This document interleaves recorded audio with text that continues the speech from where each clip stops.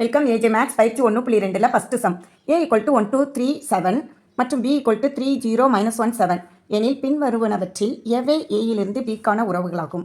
4 உறவுகள் கொடுத்துருக்காங்க. இது உறவா உறவில்லையான்னு கேட்டிருக்காங்க. R1 கொடுத்துருக்காங்க, R2, R3, R4ன்னு. இதில் ஒவ்வொருத்தரையும் தனித்தனியாக உறவா உறவில்லையான்னு செக் பண்ணுவோம். அதுக்கு முன்னால் எப்போவுமே ஏபி கொடுத்துட்டாங்கன்னா நம்ம என்ன பண்ணணும், A கிராஸ் பியை ஃபஸ்ட்டு கண்டுபிடிக்கணும்.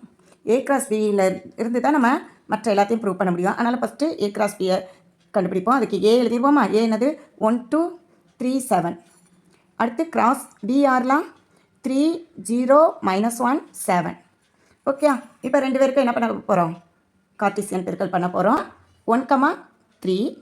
அடுத்து 1 வச்சு 1, 0. நெக்ஸ்ட்டு 1, -1. அடுத்து 4th 1, 7. ஒரு செட்டு முடிச்சிட்டோம். கம்மா போட மறந்துடாதீங்க, ஒவ்வொன்றும் தனி தான். ஓகேயா? அடுத்து 2ஆல் மல்டிப்ளை பண்ணுங்கள். என்ன வரும்? 2, 3. அடுத்து 2, 0. நெக்ஸ்ட்டு 2, -1. நெக்ஸ்ட்டு 2, 7. செகண்ட் செட்டு முடிச்சிட்டோம். அடுத்து 3ஆல் மல்டிப்ளை பண்ணுவோமா? 3, 3. அடுத்து 3, 0. அடுத்து 3, -1. நெக்ஸ்ட்டு 3, 7. நெக்ஸ்ட்டு இந்த 7ஆல் மட்டும் மல்டிப்ளை பண்ணால் போதும். அதுக்கு ஜோடிகள் சேர்க்கலாம். 7, 3. அப்புறம் 7, 0.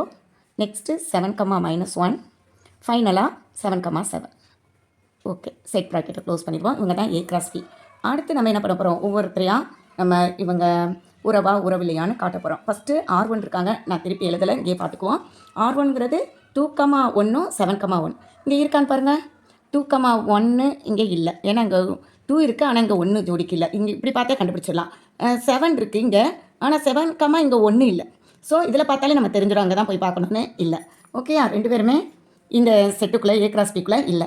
அப்போ என்னது, நமக்கு தெரியும் R1ல் வந்து இருக்கிறது அதில் இல்லை. யாரெல்லாம்? 2, 1, 7, 1 does not belongs to A cross B. A cross பிக்குள்ளே இல்லவே இல்லை.